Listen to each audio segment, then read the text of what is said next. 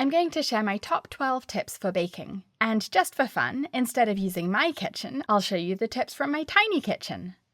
If your recipe says to use room temperature ingredients, don't ignore that. Take your ingredients out several hours or even the night before you bake, so everything has a chance to come to room temperature, and this is for both cake batter and buttercream. For light and fluffy cakes, for most recipes you can mix the first ingredients, like butter and sugar, for several minutes, but after adding the flour, only mix until the flour is just incorporated into the batter. For cupcakes, the easiest way to divide the batter is to use an ice cream scoop, and then you won't get batter all over the cake tin.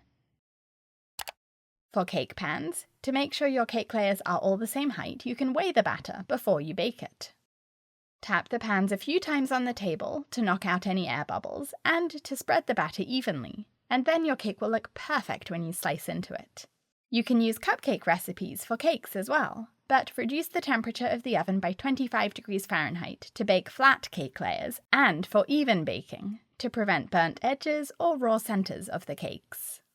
Although it's tempting to check on cakes and cupcakes while they're baking, don't open the oven door until you think baking is complete, because the rush of cold air will make cakes sink if they aren't fully cooked. When you take cakes out of the oven, let them cool in the pan for 5 minutes before turning them out, so that they firm up and don't fall apart. Let cakes and cupcakes cool completely before you frost them, otherwise the frosting will melt. If you're using buttercream as frosting, always check the consistency before using it, because if it's too stiff, you won't be able to pipe or spread it easily. If it's too stiff, add milk to thin it out. To make baking less overwhelming, wash up and put things away as you go along. That way you won't have a huge mess to clean up at the end. Baking is a long process, so make yourself a big pot of coffee before you start and enjoy the adventure.